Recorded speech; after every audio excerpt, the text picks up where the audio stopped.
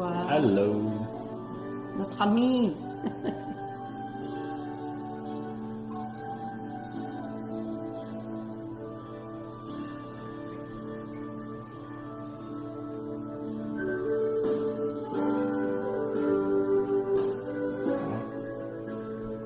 Allô, Annie.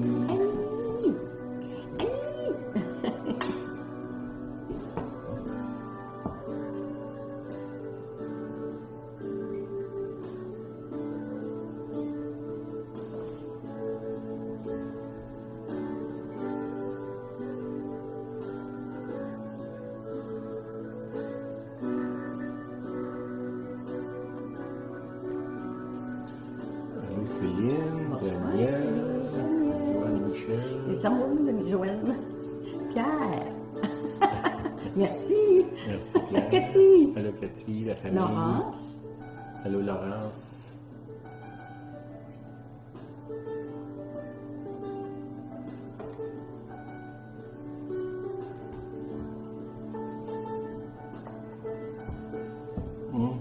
Attention, je vais mettre dans le sens que les sont vivants. Non. Voyez-vous? Oui, non. Alors, le feu. On se réveille, on se réveille. Coup d'éclairage. L'amour est un travail. Je viens de lire. Un peu. Pourquoi qu'il reste Quoi? pas allumé, je sais pas. Parce que c'est trop un travail. L'amour est un travail, le non-amour est de la paresse. Ah ah! On a beaucoup de travail à faire. J'espère. André, Marcel, on écoute. Arrêtez d'être paresseux.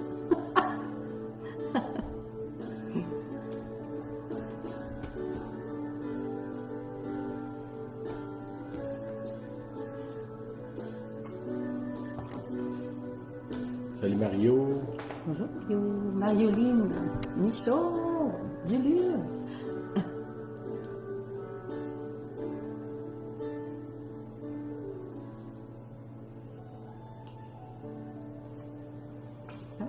Oui.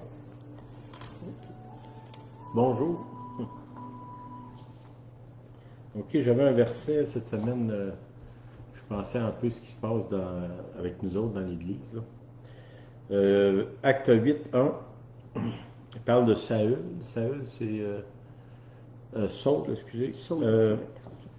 Saul de Tarse, qui est l'apôtre Paul, finalement, c'est le même personnage, avait approuvé le meurtre d'Étienne. Il y eut en ce jour-là une grande persécution contre l'Église de Jérusalem, et tous, excepté les apôtres, se dispersèrent dans les contrées de la Judée et de la Samarie.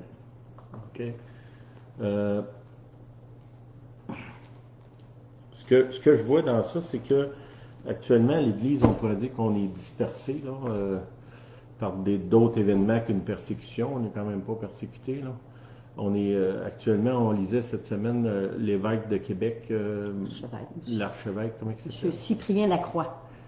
Puis, dans le fond, ce qui finalement il disait, c'est que l'Église est ignorée. L'Église est ignorée. Qui n'ont pas de problème à ouvrir les magasins de potes, puis de boissons, puis les casinos, mais tu ne peux pas ouvrir une église. Tu peux aller faire un service d'adoration dans un Walmart, mais tu ne peux pas le faire dans une église. Puis, je ne conteste pas ça. Ce qui vient me chercher dans ça, c'est qu'est-ce qui s'est passé avec nous, l'Église, pour qu'on soit devenu insignifiant dans le sens que on n'est pas significatif dans les décisions qui sont prises dans le gouvernement. On peut pointer le gouvernement, mais je pense qu'il faut qu'on s'examine nous autres mêmes. Puis qu'est-ce qui fait que notre voix n'est pas entendue ou si elle n'est pas entendue, on pourrait dire n'est pas écoutée, n'est pas tenue en compte. Puis ça, il faut on s'examine. Qu'est-ce qui se passe que dans une société qui, là, peut-être 60 ans, l'Église était au cœur de tout ce qui se passait dans les communautés, que l'Église a perdu sa place à ce point-là, ou est-ce que c'est pas important d'ouvrir une église, mais c'est important d'ouvrir un magasin de potes. Puis comme je vous dis, je suis pointe pas le gouvernement, là, ce que j'essaie plutôt d'examiner, moi, puis nous, comme Église, qu'est-ce qui s'est passé pour qu'on perde à ce point-là notre voix, notre influence dans la société. Je pense qu'il faut qu'on s'examine. Ça ne viendra pas en changeant des lois et en changeant le gouvernement. Là. Ça va venir premièrement en changeant notre attitude. Je ne crois pas en criant plus que ça va arriver parce que, tu sais, quelqu'un qui n'a pas de crédibilité, quand il crie, ça ne change rien. Là. Ça fait juste plus de bruit. Là, hein? Comme Paul il dit dans Corinthiens, il dit, on est comme une cymbale qui retentit. Là. Tu fais juste faire du bruit. Moi, je pense qu'au niveau de l'influence, ça vient de notre caractère, notre style de vie, le fait que les gens peuvent voir la personne de Jésus en nous voyant. Là.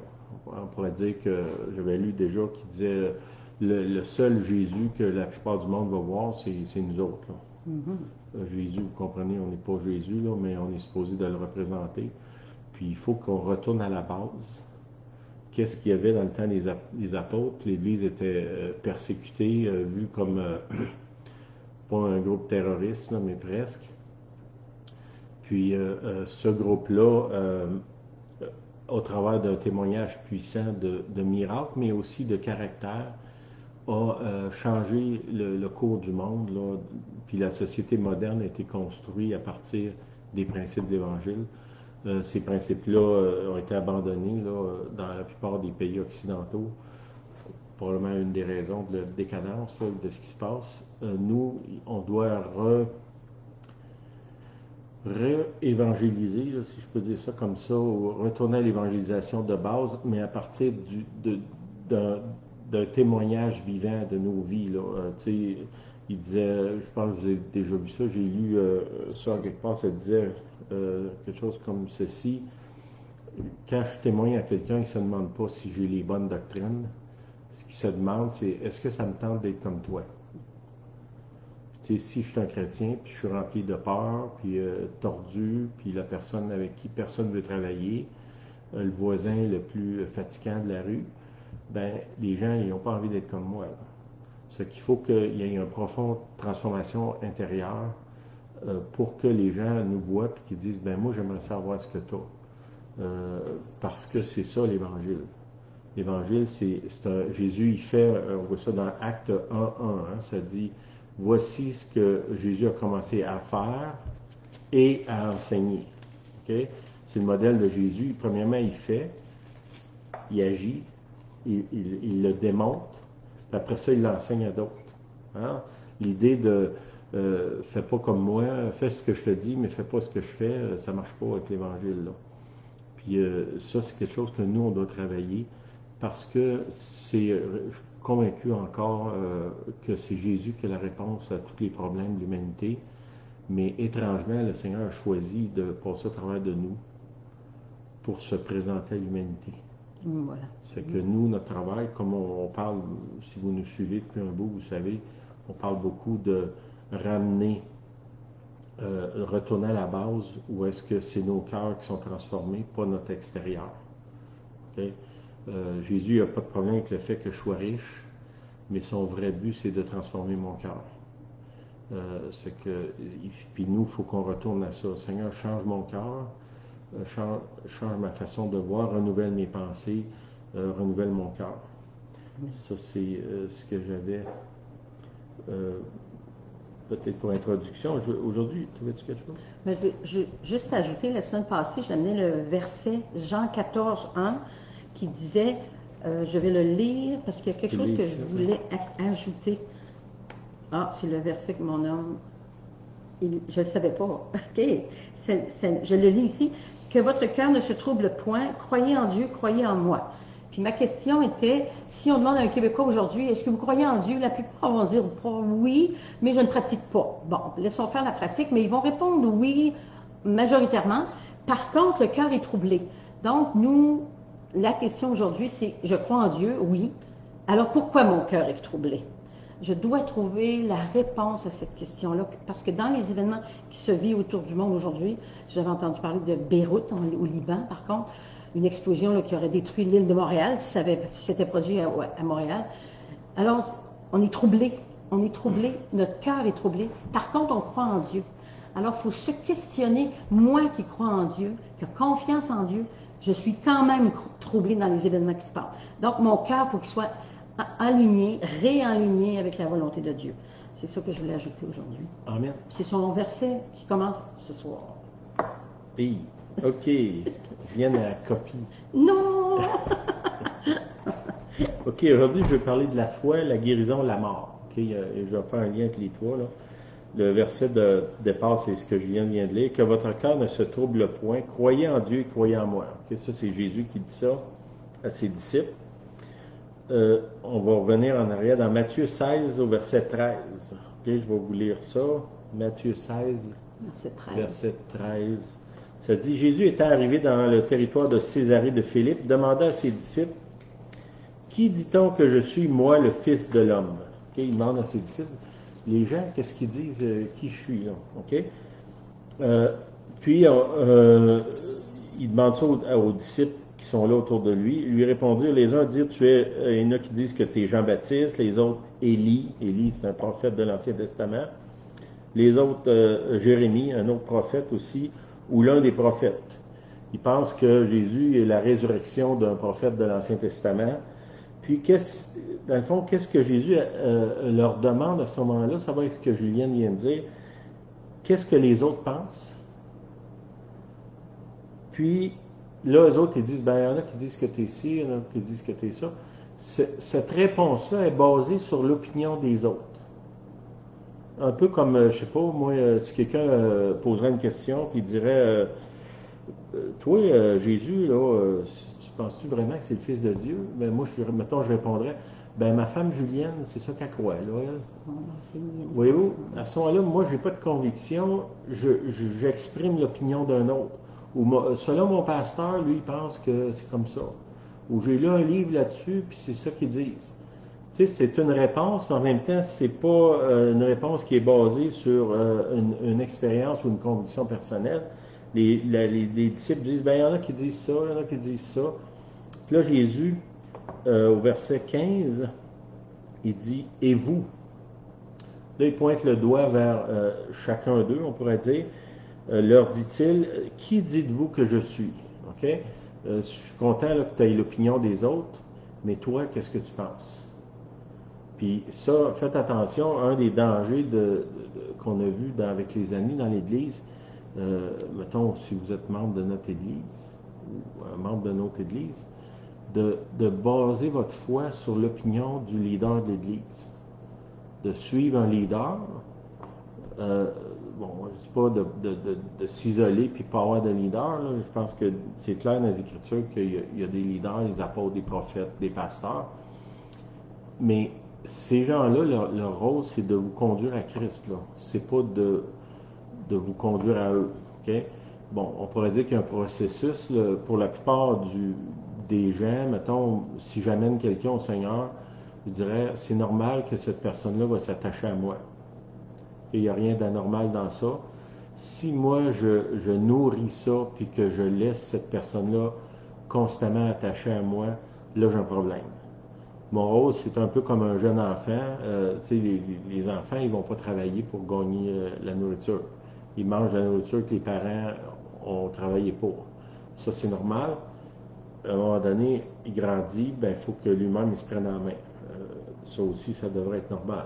Bon, comme chrétien, au début, on dépend beaucoup des gens qui nous ont amenés au Seigneur ou de ceux qui nous enseignent, les gens. Mais le vrai but, c'est qu'on fasse des hommes, des femmes, adultes, qui marchent et qui ont leurs propres convictions. C'est correct de dire, il y en a qui disent que tu es ici, il y en a qui disent que c'est ça, ça c'est pas mauvais, mais on ne peut pas rester là, puis ça n'a pas une grande influence sur ma vie si ma foi est basée sur l'opinion de mon pasteur. Il y a quelque chose qui manque là. Comme je vous dis, si je suis un nouveau croyant, ça peut être jusqu'à un certain point normal. Mais ça ne doit pas rester là, ni du côté du croyant, ni du côté de l'enseignant. Ça, c'est quelque chose d'important. Ok, Jésus dit au verset 15, Matthieu 16, verset 15, « Qui dites-vous que je suis? » Puis là, Simon-Pierre, l'apôtre Pierre, répondit, « Tu es le Christ, le Fils du Dieu vivant. » Étrangement, il y a juste lui qui répond.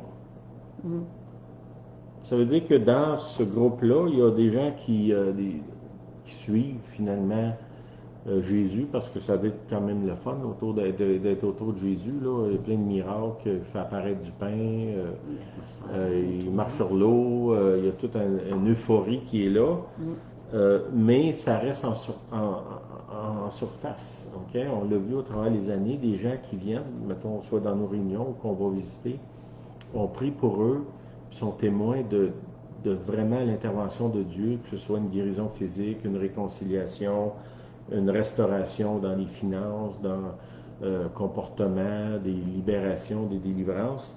Puis, on ne les revoit pas. Fait que ces gens-là, ils vont dire, oui, je crois que Jésus existe, là, parce qu'il m'est arrivé ça.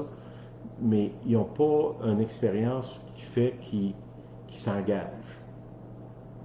C'est une expérience passagère, un peu comme si, je sais pas, moi, je vais en vacances dans une place paradisiaque, puis c'est une seule expérience de ma vie. Après ça, ça s'arrête là, puis je peux en parler souvent, mais finalement, je ne vis plus là. Je suis revenu dans ma vie normale, okay? Dans ma routine, ouais, c'est ça. OK, au verset 16, Simon-Pierre a répondu, « Tu es le Christ, le Fils du Dieu vivant. » Il y a juste lui qui répond. Puis Jésus reprend la parole en disant au verset 17, « Tu es heureux, Simon, fils de Jonas, que ce n'est pas la chair et le sang qui t'ont révélé cela, mais c'est mon Père qui est dans les cieux. » Okay? On voit que Pierre, ici, il démontre un niveau de compréhension de qui est Jésus que les autres disciples, en tout cas selon ce passage-là, n'ont pas atteint là, à ce moment-là. Pierre, il a reçu une révélation qui vient d'en haut, il dit, c'est mon Père qui t'a révélé ça, ça ne vient pas de ton raisonnement, c'est une révélation que tu as reçue. Okay? Ça, c'est important. Dans le monde occidental, on a intellectualisé l'Évangile, ou est-ce que si tu es brillant, puis tu apprends le grec, puis l'hébreu, puis tu sais les versets par cœur, c'est suffisant. C'est pas suffisant. La preuve, c'est que ces gens-là étaient directement avec Jésus lui-même. Là. Hein, c'est la parole incarnée qui est là devant eux autres, avec des signes, des prodiges extraordinaires, puis sont encore à dire, ben il y en a qui disent que t'es ça, il y en a d'autres qui disent que t'es ça. Puis quand il vient pour leur poser la question à eux, il y en a un finalement qui reçoit ça. Au verset 18, il dit, et moi, ça c'est Jésus qui parle, je te dis que tu es Pierre, et que sur cette pierre, tu es Pierre avec un grand P comme une personne, et que sur cette pierre, je bâtirai mon église. Okay?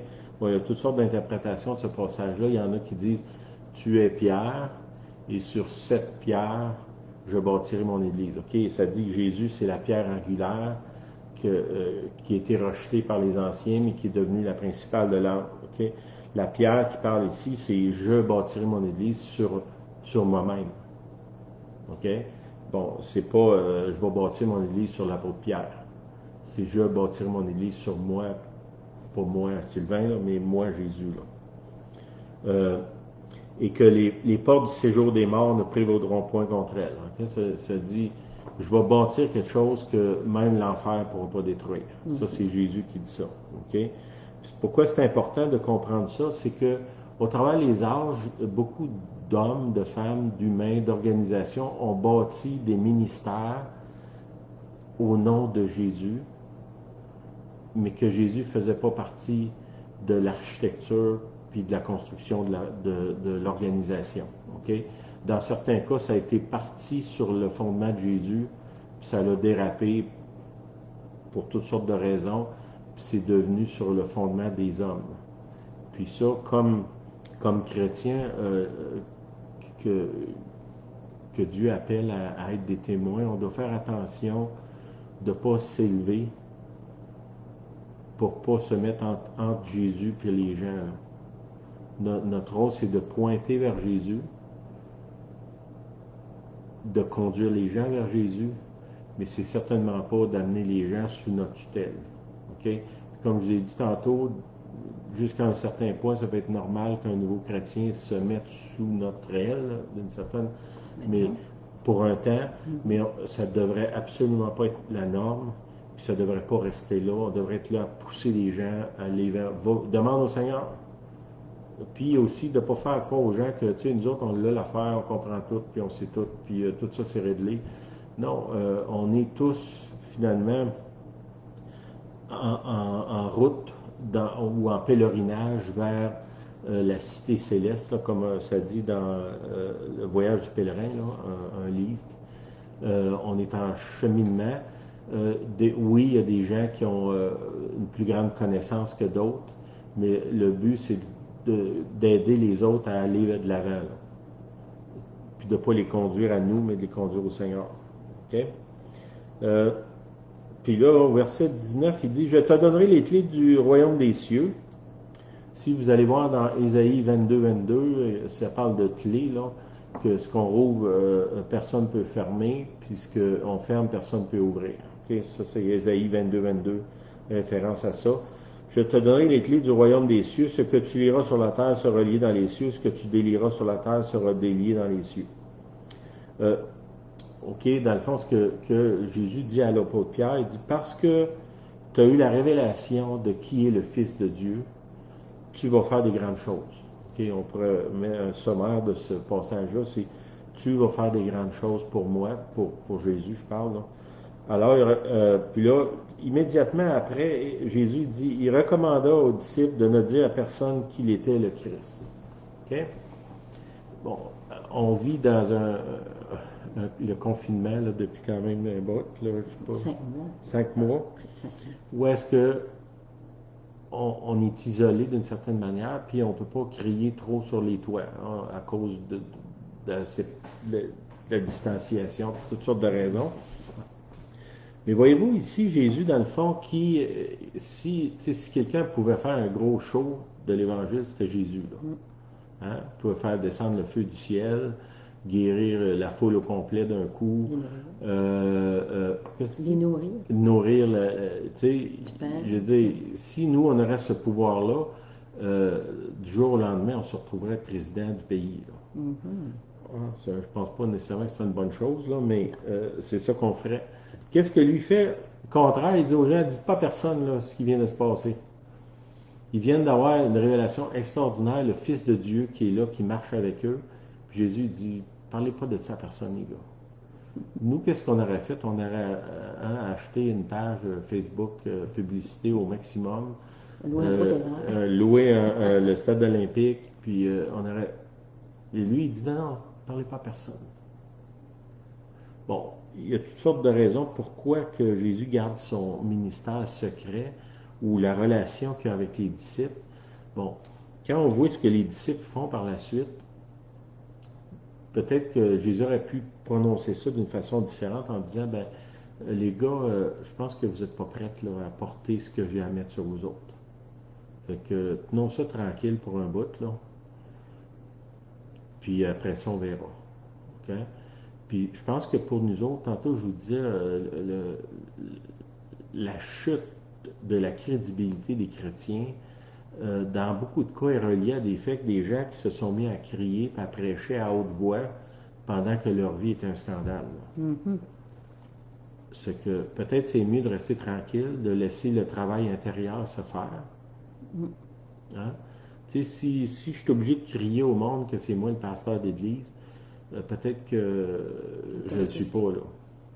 Si je suis obligé de crier au monde que c'est moi le patron dans l'usine, il y a peut-être un problème de crédibilité. Là.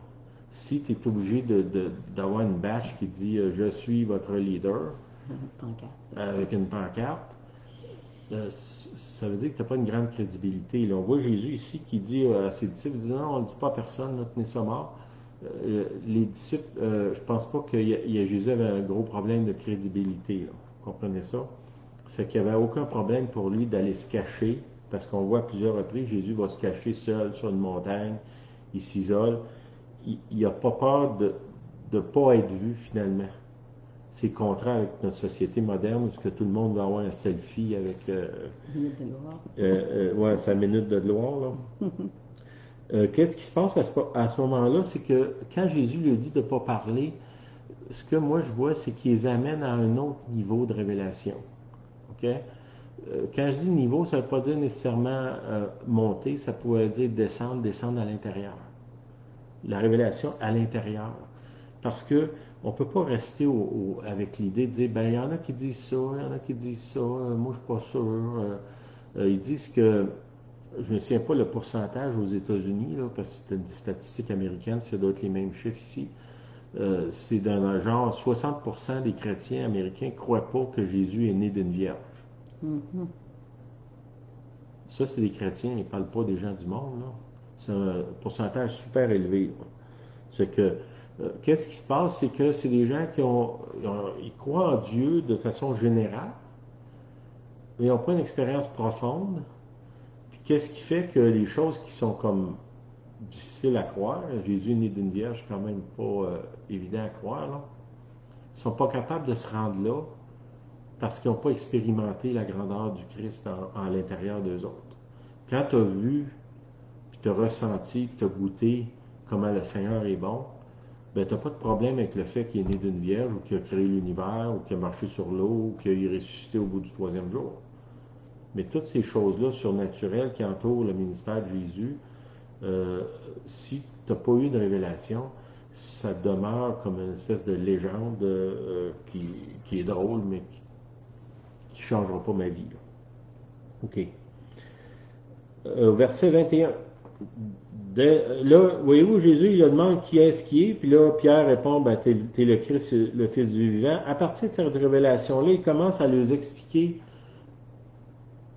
plus en profondeur pourquoi il est venu sur la terre.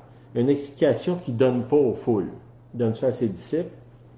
Si on s'approche de Dieu, Dieu va nous révéler des choses cachées par rapport à son plan, qui sont beaucoup plus grandes que notre vie personnelle, puis notre vision étroite de la vie, là, qui pense à notre, j'ai envie de dire, à notre nombril à court terme, Notre là, petit bien-être. ou notre petit bien-être, là, c'est plus poli de dire ça comme ça. Julienne est là pour me... Je suis plus poli. Ouais, je sais. OK. Dès lors, Jésus commençait à faire connaître à ses disciples qu'il fallait qu'il allât à Jérusalem, qu'il souffrit beaucoup.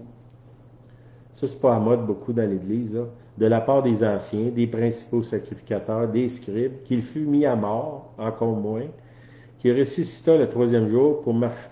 OK. Puis ça, ce point-là, pour moi, c'est un peu le cœur de ce que je veux vous partager aujourd'hui. Pour marcher avec Dieu, on doit accepter qu'il est possible que ce que nous croyons, ce que je crois, ce que je désire, ce que j'aimerais, ce que je planifie, c'est une chose. Mais ça pourrait mourir et disparaître. Okay? Les disciples, quand on lit l'ensemble du texte, là, les disciples croient que Jésus est apparu sur la terre pour renverser l'Empire romain. Puis les disciples, eux autres, vu qu'ils sont proches de Jésus, ben ils se voient déjà ministre des Finances, puis ministre de la guerre, puis ministre de l'Intérieur, avec des belles robes, puis un trône, puis ils se voient déjà là. Parce que c'est sûr que si je suis ami avec Jésus, quand il va être couronné, ben moi je vais être autour de lui, puis je vais avoir tous les bénéfices de ce qui est dans la cour autour du roi. Là. La richesse, les repas, tout ce qu'on peut imaginer, ça va être là. Ça, c'est dans la conception des disciples. Puis là, quand il dit à Jésus, tu es le Christ, le Fils du Dieu vivant, c'est ça que Pierre voit. Jésus dit, ah, c'est bon ce que tu dis là, c'est Dieu qui t'a révélé ça. Mais il t'a révélé ça, mais tu n'as pas compris vraiment ce que ça veut dire. Okay? Parce que le Christ, c'est celui qui est loin, qui vient pour mourir pour le péché de l'humanité. C'est pas celui qui vient pour régner, pour écraser les ennemis d'Israël ou nos ennemis à nous autres. Puis ça, c'est important qu'on comprenne ça parce qu'on ne peut pas maturer et aller plus loin dans la foi si on n'est pas prêt à accepter le fait que ce que je crois, ce que j'espère, ce que je planifie peut être conduit à la mort, peut disparaître, peut m'être enlevé. Puis souvent, beaucoup de chrétiens qui abandonnent la foi, c'est qu'ils se sont bâtis un scénario, puis ce scénario-là n'était pas aligné avec la volonté de Dieu, c'était, comment je dirais, ce que je crois. OK? Il y a une différence entre ce que moi je crois et ce que Dieu me révèle, ce que Dieu veut me dire. Hein? Moi, je pense ça. Puis, tu sais, comment je dirais, il y a un mouvement dans l'Église qui parle de la foi comme si je le crois assez fort, ça doit absolument arriver. Ouais. Si je prie, puis je jeûne, puis je fais ci, ça doit arriver. Puis c'est pas vrai, vous le savez, on a des gens qu'on aime, on a prié pour eux, puis ils sont morts. Des gens qu'on aime, qui sont malades, qui sont pas guéris. Puis pourquoi, on ne sait pas, là. On peut pointer le doigt vers eux, dire « Ah, c'est parce qu'ils n'ont pas la foi », ou eux autres pourraient le pointer vers nous autres, puis dire « C'est toi qui n'as pas la foi ». Puis on pourrait débattre infiniment là-dessus. Des gens pour qui on a prié, on a jeûné, puis il y en a qui sont morts. Des événements, des plans, des constructions, des choses, des désirs, des ministères, des choses qu'on a voulu faire, des projets, puis qu'on a prié, puis on était convaincu que Dieu était dans ça, puis on était absolument sûr, puis finalement, ça meurt. Puis ça, moi je pense à ma vie, je pense aussi le fait qu'on est pasteur, on était témoins de plein de choses, des gens qui nous ont affirmé que telle chose, ça vient de Dieu, puis c'est Dieu qui les a dit de faire ça, puis ils s'embarquent corps et âme, si on peut dire, dans un projet, puis finalement, ça meurt, puis il sort rien de ça. Bon, c'est pas à nous de dire aux gens, ça c'est de Dieu, ça c'est pas de Dieu, là, à moins qu'on ait une prophétie, mais quand il parle de la foi ici, c'est une foi qui est révélée. Ça veut dire qu'il a reçu une révélation de Dieu qui est attachée à cette révélation-là. Okay? Puis je reviens à mon verset, mon premier verset, ça dit, Jésus il dit, que votre cœur ne se trouble point, croyez en Dieu, croyez en moi. Okay? On ne croit pas dans ce que Dieu peut faire ou peut pas faire, ou veut faire ou veut pas faire. On croit en lui. Puis si je me suis abandonné dans les mains de Dieu, j'ai des projets, moi puis Julien, on est des gens on pourrait probablement passer dans la catégorie des workaholics. On aime ça, faire toutes sortes de choses, autant dans le ministère que dans des choses séculières, on aime ça. On a beaucoup de projets, on a beaucoup de plans, puis ça c'est sain. Mais si les choses qu'on a planifiées, qu'on a désirées, qu'on a voulu, n'arrivent pas, ben on s'en remet à Dieu. Ah, ben c'est correct, Seigneur. Tu avais d'autres choses pour nous autres. Ça veut dire que quand on s'abandonne à Dieu, ça ne veut pas dire qu'on s'écrase sur le divan et on attend que Dieu nous dise de se lever pour faire quelque chose. On fait plein de choses, mais si nos plans sont contrecarrés, c'est correct. Parce que on croit en Dieu. On ne croit pas dans ce qu'il peut faire, on croit en lui. On sait qu'il peut faire n'importe quoi, mais ma foi n'est pas basée sur ce qu'il doit faire ou peut pas faire. Ma foi est sur lui. Bon, lui, tu sais, je suis pas capable de saisir la pensée de Julienne. Hein? Non. Pourquoi? Parce que c'est une femme. Hein? C'est pas une plaie, là. Hein? Non, c'est pas parce que c'est elle en particulier. Là. On vous a déjà dit que les deux langages les plus loin sur la planète, c'est l'homme et la femme. Là. Mais imaginez-vous avec Dieu la distance que je peux avoir. Là. Si j'ai de la misère à saisir la pensée de Julienne, à quel point je suis loin de saisir la pensée de Dieu. Puis je peux vivre avec Julienne, je peux l'aimer, la chérir, même si je ne la comprends pas. Puis il faut que j'apprenne à faire ça avec Dieu. Beaucoup de choses que Dieu fait, je ne comprends pas. Des choses qui font que ça me dérange au plus haut point parce que c'est pas aligné avec mes plans, mes désirs, mes passions. Mais je suis obligé de reconnaître que Dieu, il en sait plus long que moi, puis je dois m'abandonner. Là. C'est que la question de l'abandon, il faut faire attention, là, c'est pas, on parlait de ça aujourd'hui, démission. Démissionner, là. Non. C'est, je te fais confiance, Seigneur. Je continue à faire mes projets, mes plans, je te les remets, Mais si ça change, c'est correct. Si je planifie d'aller, je sais pas, moi, je planifie d'aller faire du ministère en Angleterre, puis c'est cancellé, je suis en paix avec ça. Ça ne m'a pas empêché de planifier. Parce que dans ce que Dieu nous a créé, il y a le côté créateur de Dieu dans nous autres. De faire des projets, de faire des plans, de désirer des choses, ça vient de Dieu, ça. Mais si on marche avec Dieu, souvent nos plans vont bifurquer, puis ils vont nous amener ailleurs. Puis ça, c'est bon. OK? Faire confiance à Dieu. OK. Pour marcher avec Dieu, on doit accepter qu'il est possible que ce que nous croyons, puis là, il y a une différence entre la foi et croire, là, peut mourir et disparaître. OK? On voit ça dans l'histoire des disciples d'Emmaüs. Hein? Les disciples d'Emmaüs, eux autres, ils ont mis leur espoir en Jésus, puis là, Jésus il est mort, il s'est crucifié. Là, Jésus les rencontre, ils ne le reconnaissent pas, puis ils disent, des phrases qu'ils disent que je trouve ça poignant un peu, c'est, ils disent, nous avions espéré. Tu sais, on avait projeté que Jésus était pour nous libérer des Romains, là. Notre espoir a été différé. C'est pas ça qui est arrivé. Puis là, on a comme presque perdu la foi. Là. Il a fallu que Jésus lui-même vienne les encourager. Pourquoi? C'est qu'il n'y avait pas les yeux sur Dieu. Il y avait les yeux sur leur plan à eux autres. Puis il avait fité Jésus dans ce plan-là. Puis là, le plan s'est effondré. Jésus est mort. Puis là, ils sont découragés. Les disciples d'Emmaüs, je pense que c'est dans Luc vers la fin, je pense.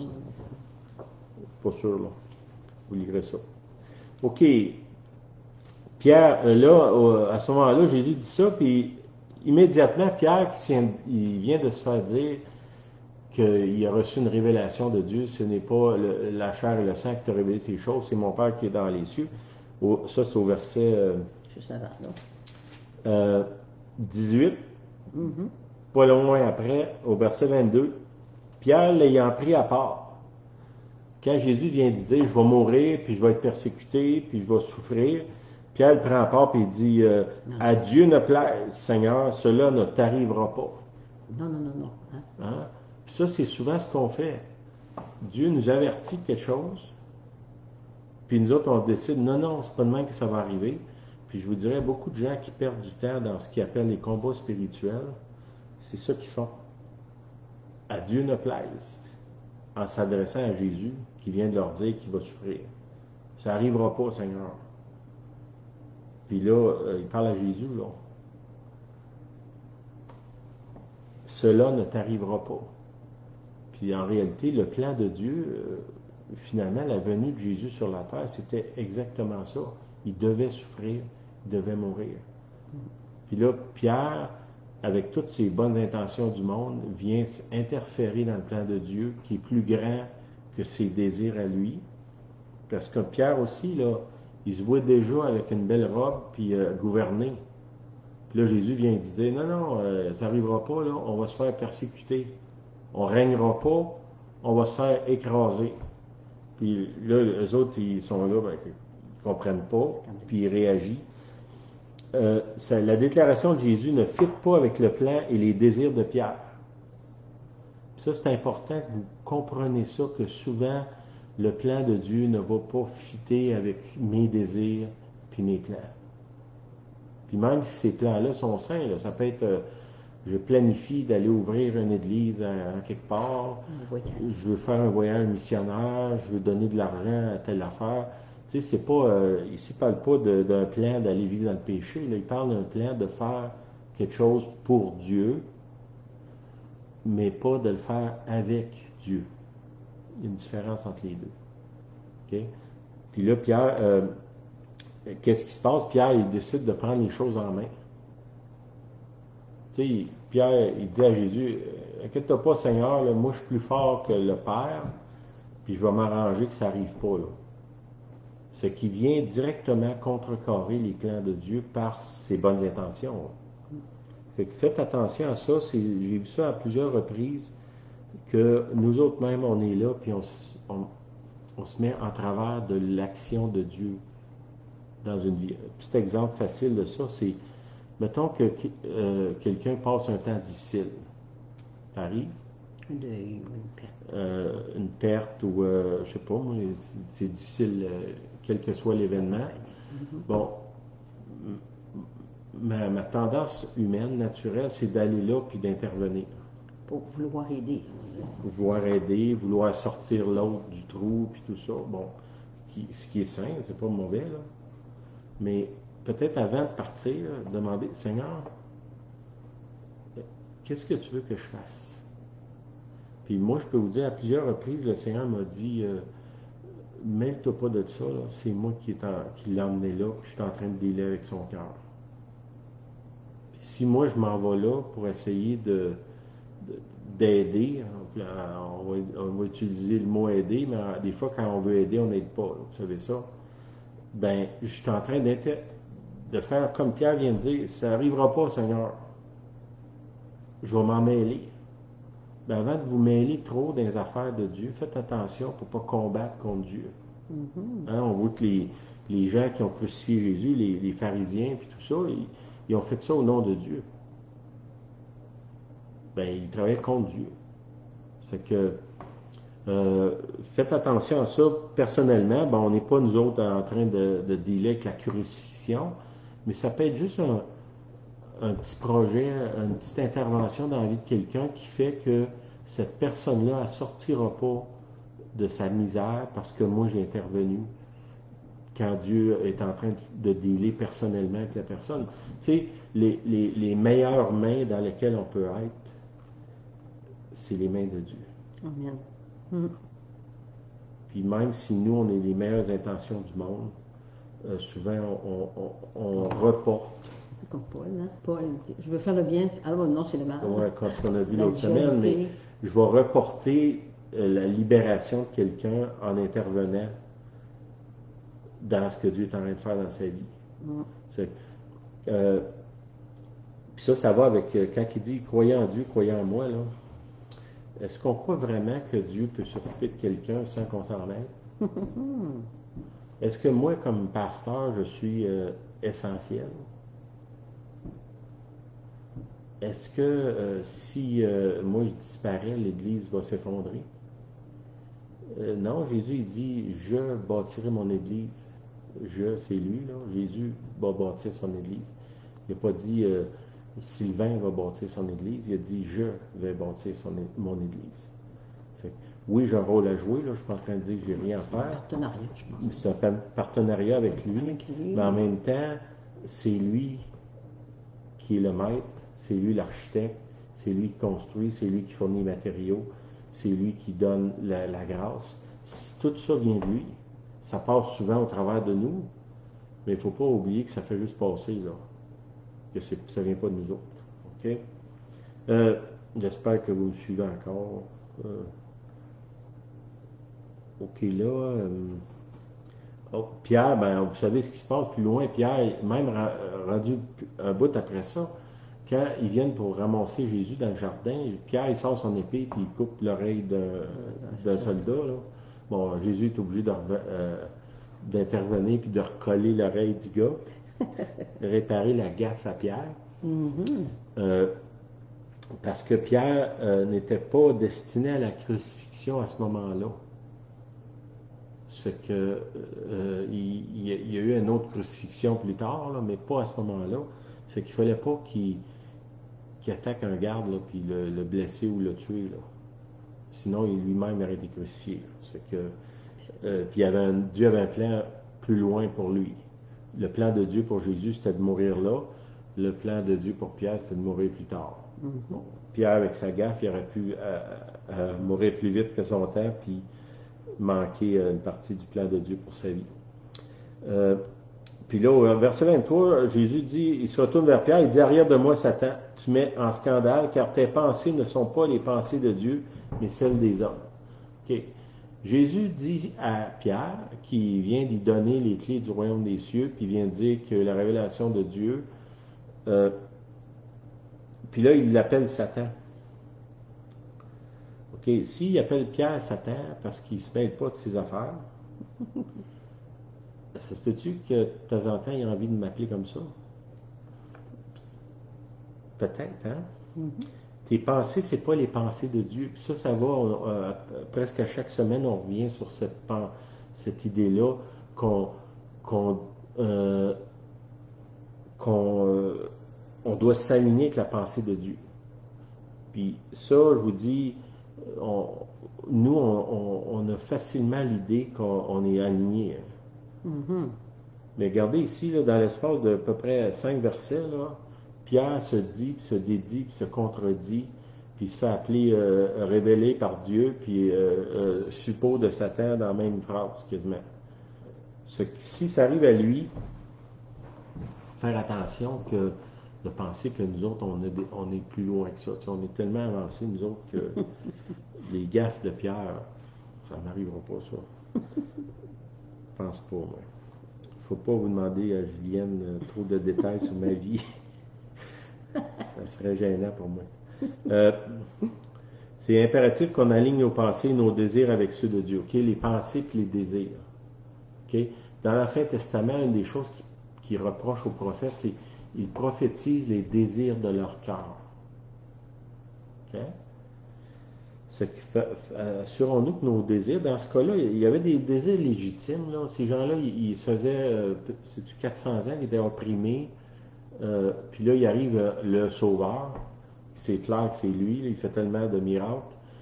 Puis là, il leur dit, ouais, c'est moi le Sauveur, mais c'est pas votre libération, elle viendra pas tout de suite, ça va venir dans peut-être 2000 ans. Là. Il va falloir que vous attendez encore un petit peu. C'est sûr que ça allait pas avec leurs désirs. Là. C'était, c'était bouleversant pour eux de vivre ça. Là.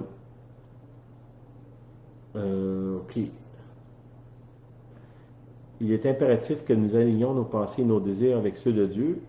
Continuons à vivre et croyant que Dieu va nous conduire. OK? Quand je dis ça, continuez à faire des projets, continuez à faire toutes sortes de plans. Là. Je ne dis pas d'arrêter de faire des plans, là, mais remettez-vous à Dieu, puis si ça ne marche pas, faites confiance. Tu sais, autant j'ai vu Dieu intervenir dans des situations que c'était impossible que ça arrive du jour au lendemain ou des fois dans 5 minutes. Euh, la chose se produit, puis ça devient possible. Puis dans d'autres cas, tous les éléments sont là pour que ça marche, puis ça ne marche pas. Ben autant, merci Seigneur parce que je peux aller, je reviens à l'Angleterre. Merci Seigneur parce que tu as intervenu d'une façon extraordinaire dans l'espace d'une journée pour pourvoir tout ce qui était nécessaire, puis t'as confirmé pour ce voyage-là. Puis l'année d'après, j'ai encore demandé au Seigneur de retourner. C'était une conférence qu'il y avait là chaque année. Puis ça n'a pas marché, il n'y a rien qui s'est passé. C'était non. C'était non. Ben merci Seigneur pour le non. Merci Seigneur pour le oui, mais merci Seigneur pour le non. Puis je te fais confiance. Puis ça, c'est important qu'on apprenne à vivre comme ça. À vivre, OK. Puis on voit, voyez-vous, dans ce cas-là, Jésus il nous a dit qu'il était pour mourir, il nous a averti qu'il était pour ressusciter, puis tout ça. Dans Marc 16, verset 11, 12, 13, 14, 15, 16, là, dans le fond, qu'est-ce qui se passe? Jésus apparaît à des disciples, les disciples vont voir les autres disciples, les femmes, premièrement, ils vont voir les disciples, ils disent, hey, on a vu Jésus.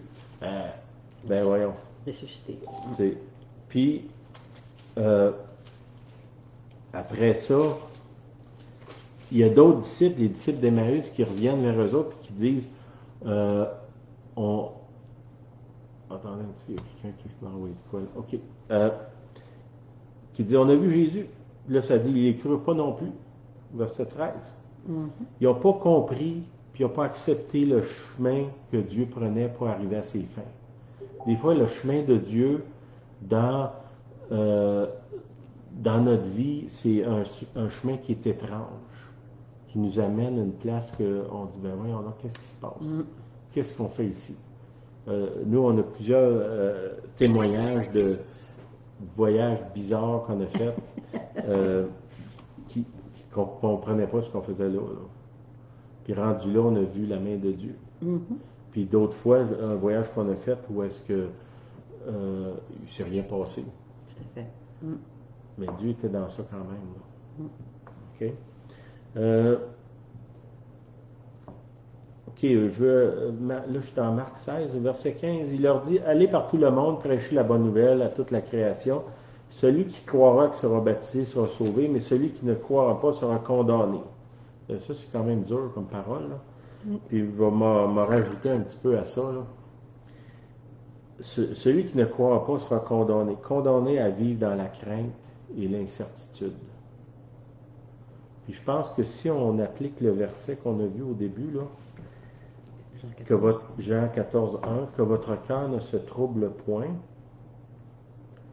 croyez en Dieu, croyez en moi. Notre foi n'est pas basée sur les circonstances, sur ce qui arrive, qu'on voulait qu'il arrive, ou les choses qui n'arrivent pas comme on veut qu'il arrive. C'est pas une foi circonstancielle. C'est pas notre environnement qui fait qu'on avance. C'est notre foi est dans une personne qui est Dieu lui-même. Puis ça, c'est important qu'on comprenne ça, parce que sinon, les événements, souvent, nous échappent, nous glissent entre les doigts. On a espéré que ça arriverait comme ça, puis ça n'arrive pas, ou ça arrive complètement de l'autre bord.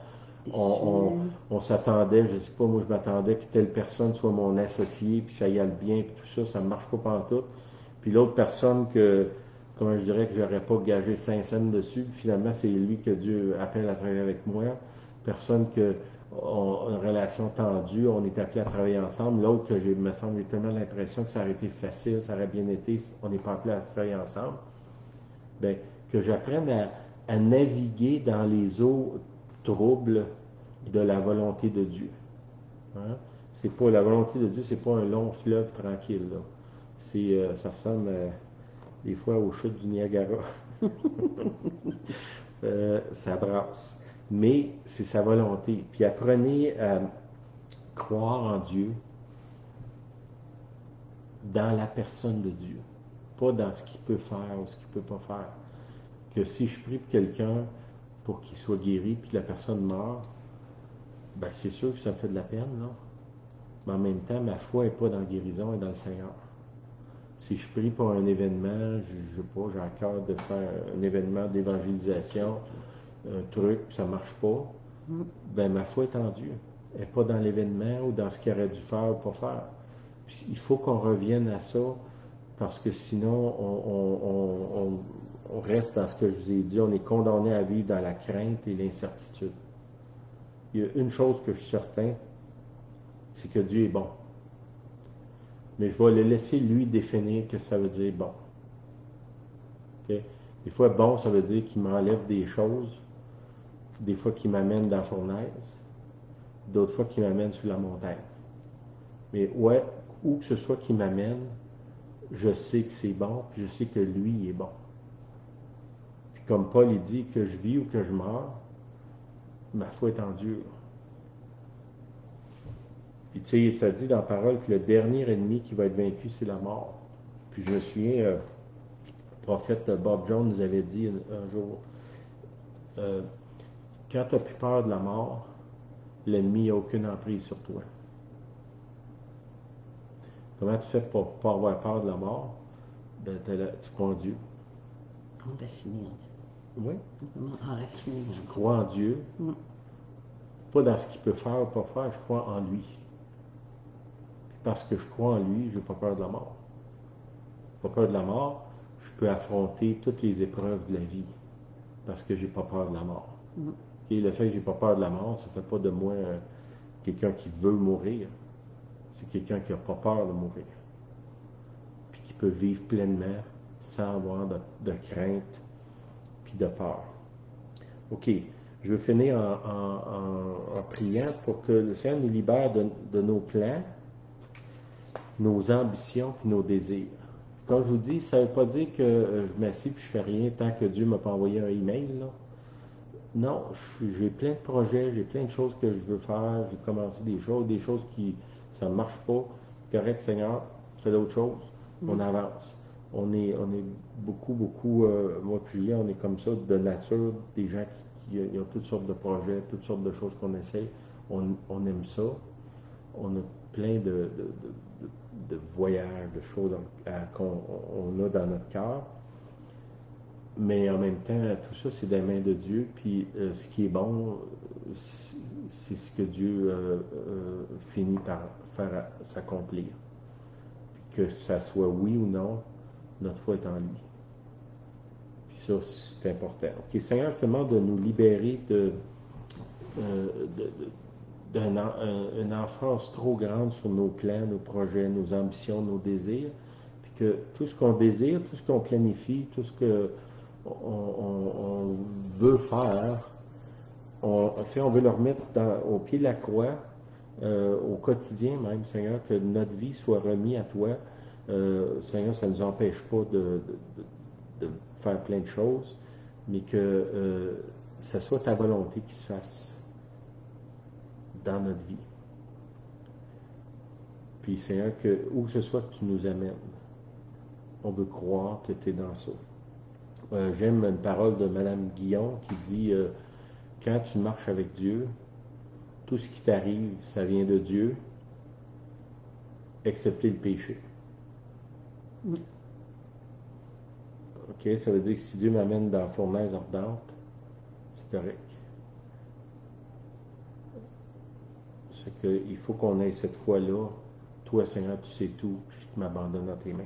T'avais-tu quelque chose? Je veux juste ajouter à Sylvain que si on s'abandonne dans les mains de Dieu, c'est que peut-être que le matin, on se lève, on dit, Seigneur, que ta volonté soit faite et non la mienne.